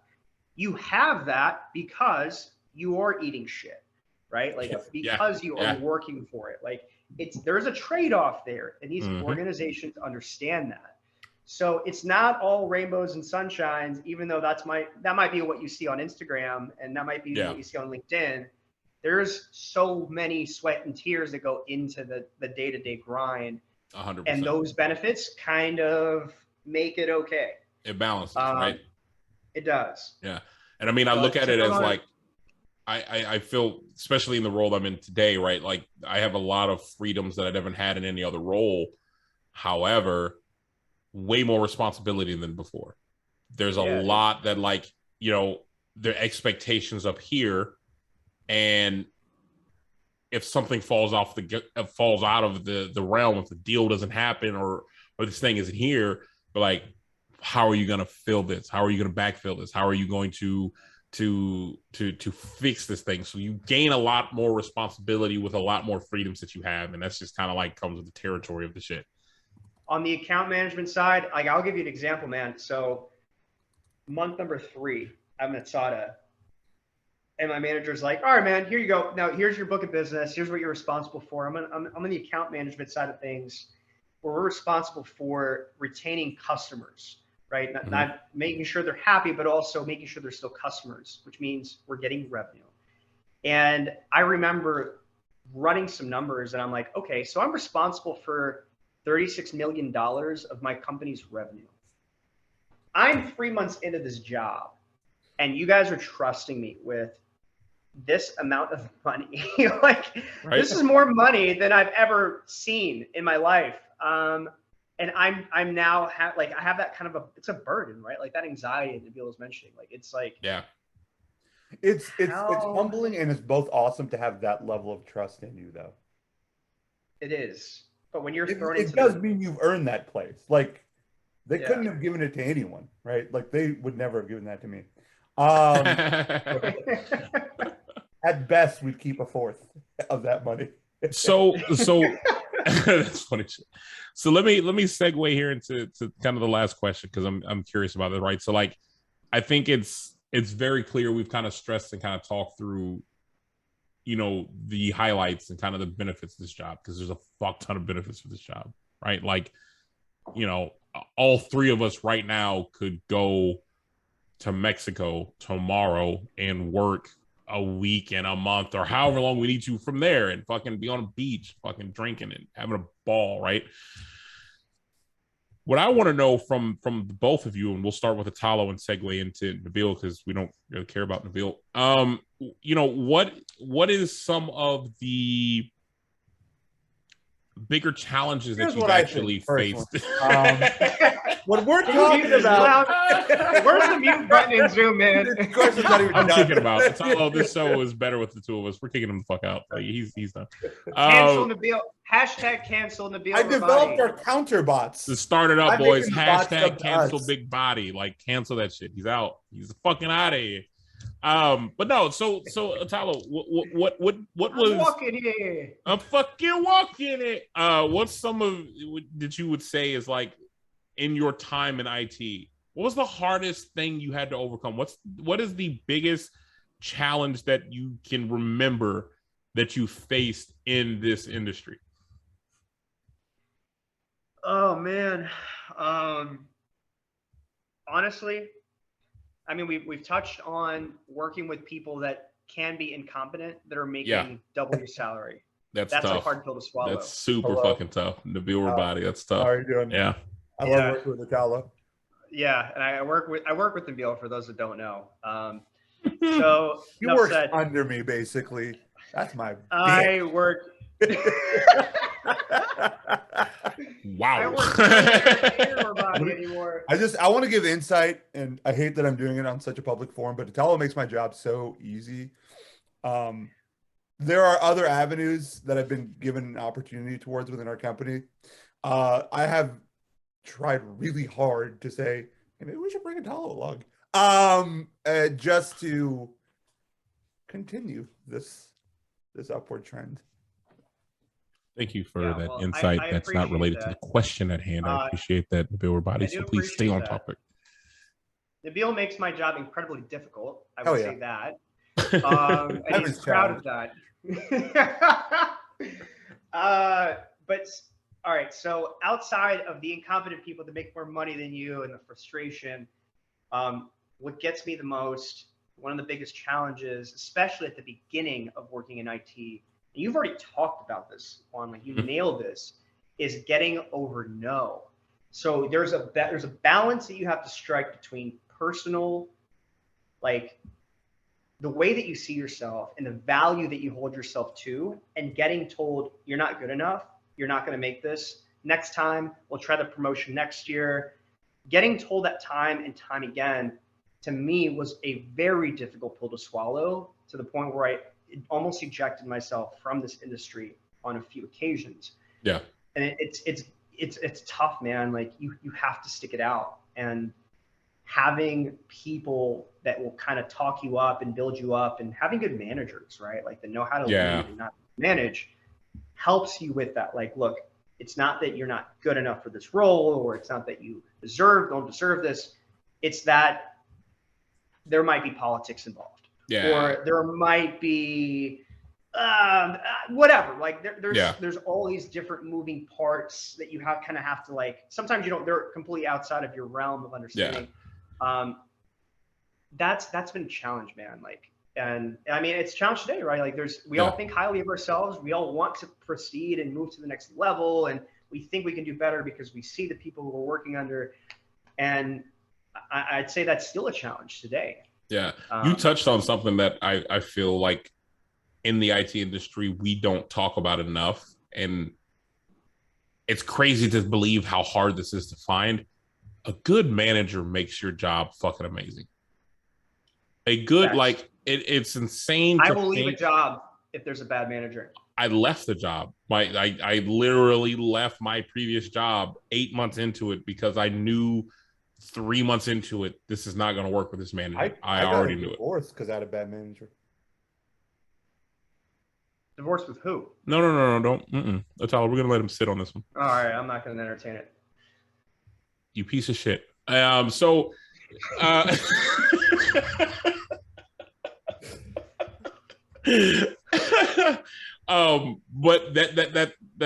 100% it, right? Like a good manager can make a bad situation great. But to your point, right? Like getting told countless times and being promised countless times having something that's supposed to be promised to you, right? Like a promotion or something like that and not hit. Mm-hmm. That's really infuriating, and especially in that boat of, to the earlier point you made, right? When you're working with people who are incompetent, that you know you're smarter than, and you know they're making more money than you, and then now when you're trying to get paid more and you aren't given what's promised, like that's tough to fight through, man. And yeah, there isn't really an answer for that other than you just learn to make a decision, right? It's I stay here. You manage expectations. Yeah, you have to manage your own expectations. 100%. Like you're gonna have to learn to shit or get off the pot, and that's that moment where it's like, do I stay in this company and just trust the process, or do I say fuck that and go get what I think I'm owed and bounce? But then you there's more to weigh, right? Like I mean, me and Nabil had several conversations about when he thought about leaving other jobs, or I've thought about it or whatever, where it's like, okay, yeah, this is a bad situation you're in. This current circumstance is bad, but realize when you leave the gamble you take. Do you like your manager now because you can't guarantee what your manager will be like when you go to a new spot? Do you like the company you work for? Because if you don't, you can't guarantee even when you go to a new spot if you're going to like that company, right? Like there's all these little factors that kind of play into it. So it's kind of a big deal. Yeah. Nabil, what would you say your challenge is? So I think this is like a very general term. So outside of like my own expectations, my own like having to deal with my own anxiety, right? Like I've been told several times, I mean, at least this year, right? Like I've had a good year, and I've been told to like manage my own expectations for next year. I'm going to pause you just for 1 second. That statement is what I would call a how you've made it statement. When you just reference saying, I had a good year. This was a good year. I've had financially speaking, I had a good year. It's not bad. I won't go into details of it, but let's just say we had a good year. Dividends are looking good. We're vested. We're great. Stocks are up. But I think that's like an every person thing, right? Like, how do I keep this going? Or how do I because next year it starts over. Yeah. But I think the big thing that I had to get told several times, like just across the board, right, is learning to adapt, right? The IT industry is, yes, technology, but I think we can all count in the last 5 years how technology has changed across the board. You have to be able to adapt. You have to learn. You're going to swim or die, right? Yeah. Like it's just the way it is. And so for me, like I went from hardware sales to cloud sales.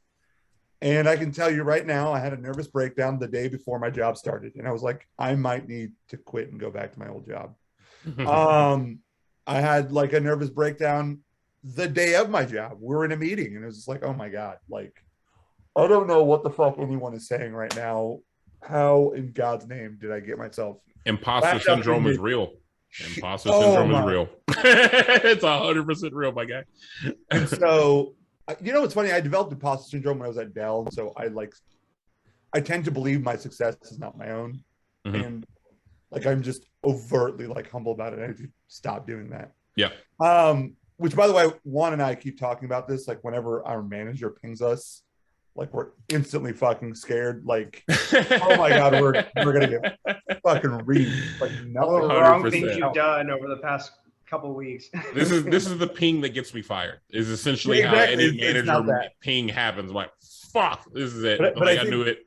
They figured me out. Learning how to adapt and like, you know, don't be set in your ways, or else you will you will get washed away. It just it's a challenge, right? Like I am 10 years into this. I have to learn something new. It's like don't be proud. Like fucking you're proud, then great, you will not have a job. Like 100%. You will be that bitter guy in the corner, fucking bitching, complaining, mad as fuck to where your manager can't wait to get rid of you, and you don't want to be that person.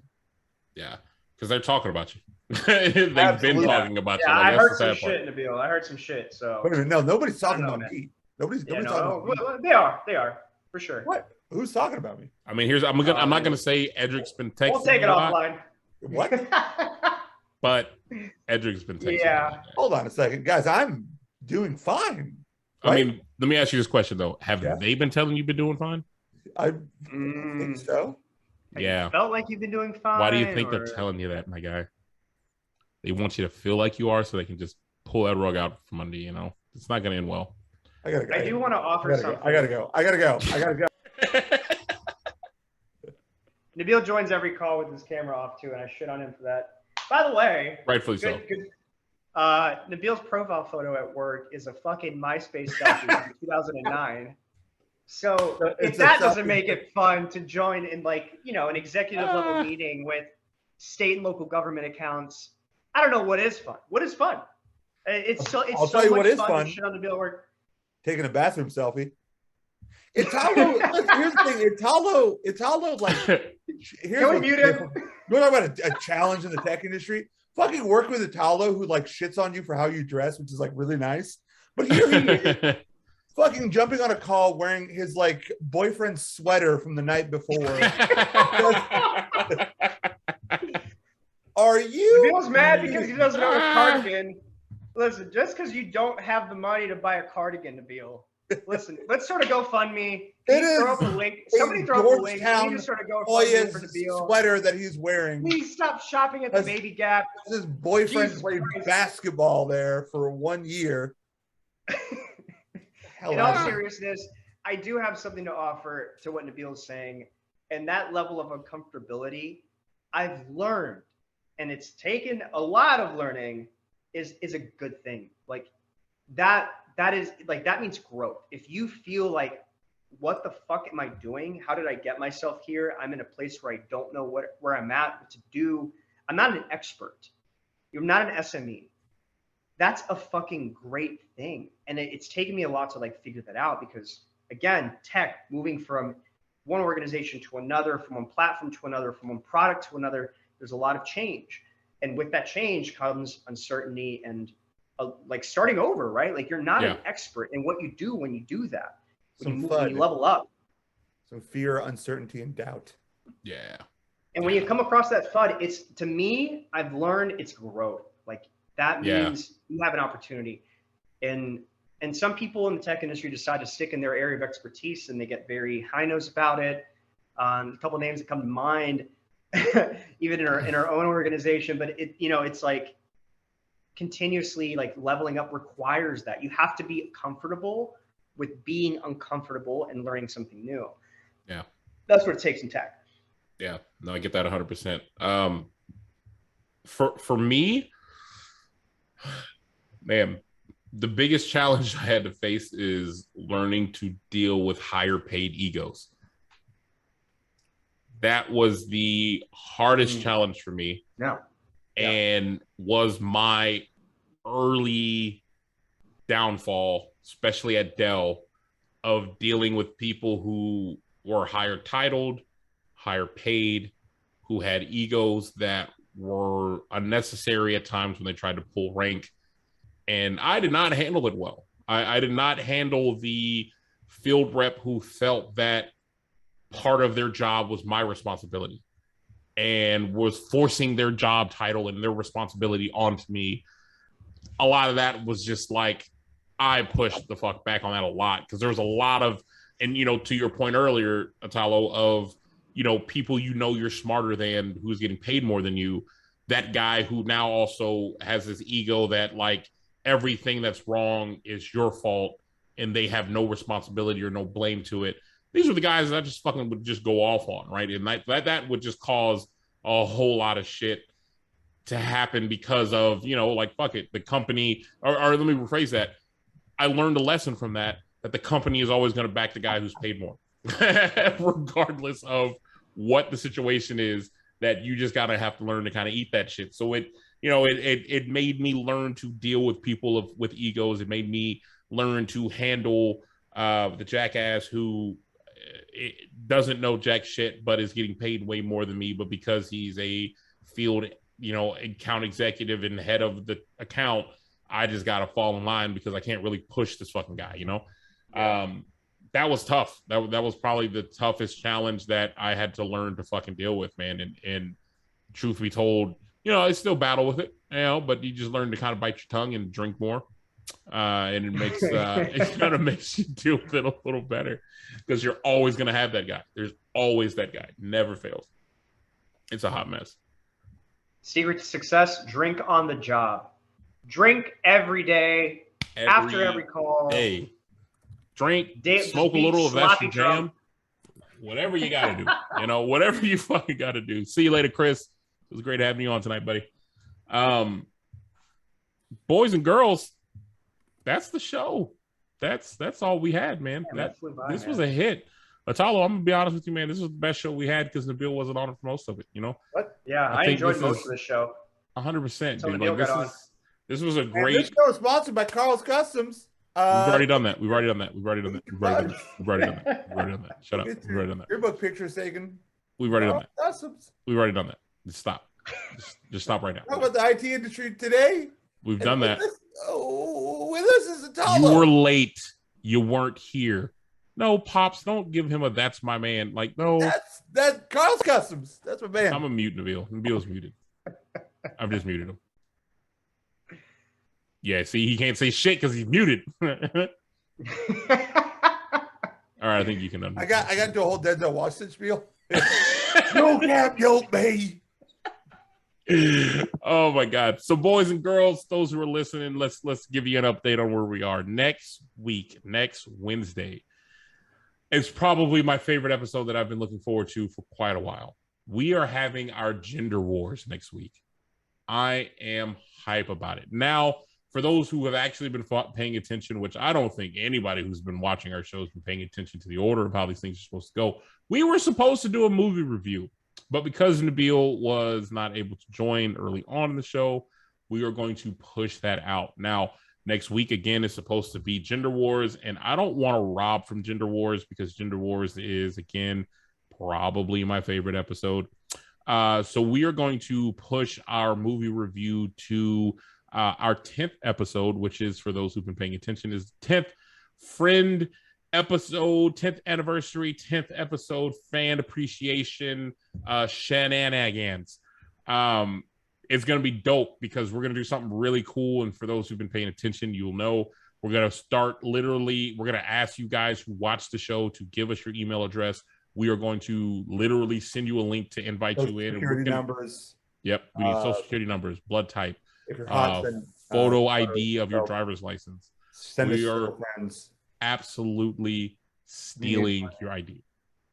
Your identity. So I'm really excited about Gender Wars because I heard Nabil was going to represent the women. Yes. Yep. Nabil's going to show up in his true form. I'm a queen. I don't have to explain myself to you. You better be making six figures. You better be over 6'4". Okay. You better be amazing in bed. And here's the thing. I don't need my man to go in hour and a half now. I need my man to go in overtime.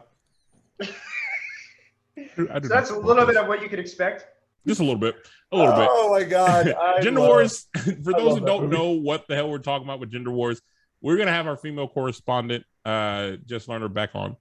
She is bringing in a partner of crime, Mary Morimoto. And we are going to have questions that we are going to ask women why you do what you do. Why does it take you 8 years to get ready? Why the fuck do y'all put like lip injections when we clearly know this shit ain't real? Like just everyday shit that you just kind of want to ask. Why do you spend $132 on candles? All I'm saying. I'm gonna be honest with you. The candles we can find at HEB that are like vanilla scented smell the exact same to me as the ones at Anthropology. That's all I'm saying. Or Juan dragged me into. Anyway, wrap it up. Go on, Juan. So we're gonna do Gender Wars next week. Week after that, we're gonna do the fan show, and we have something special. I've got something real special for you guys. We're pregnant. Carl's Custom Creations has actually created us an appreciated fan cup. Because we appreciate the shit out of you, right? We've said this in every episode. Nabil and ourselves are hell of appreciated of every person who watches the show. So we are going to figure out some type of way of raffling off one of these cups. And how I'm thinking we're going to do it, we're going to take everybody who joins that episode and we are going to throw your names in a randomizer. And I'm going to randomize it 3 times and then take those 3. It's the whole process. Either way, we're going to randomize it. And we're going to fucking pick a winner. And 2 people will earn and win a customized Carl Custom Creation cup from the Daily Convo, a little sippy cup for you to have and be able to show off and shit. So we should, and I think Carl Customs mentioned that we should have these cups by next week. So we will give you a little teaser as to how they look, as well as we will have the custom cups that he made for us. So all the hosts, Nabil will have his cup, I'll have a cup, and Jess will also have her cup. And I've seen these cups, and boy, let me tell you, wow, they're pretty amazing.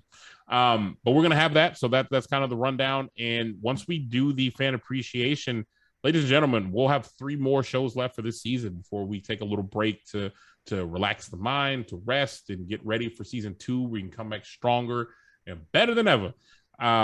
So before we call this adieu, Atalo, is there any parting words you want to leave our fan base with before we call it quits here and literally do what we do every night? Leave this to jump on Xbox and talk shit to each other?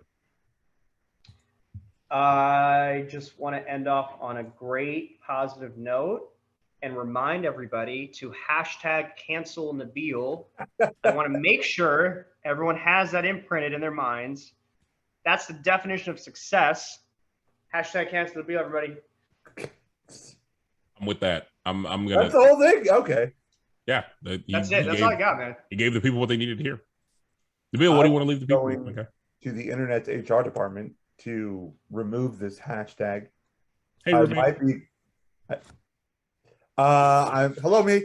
Hi. Say hi back to us. God damn, or whatever.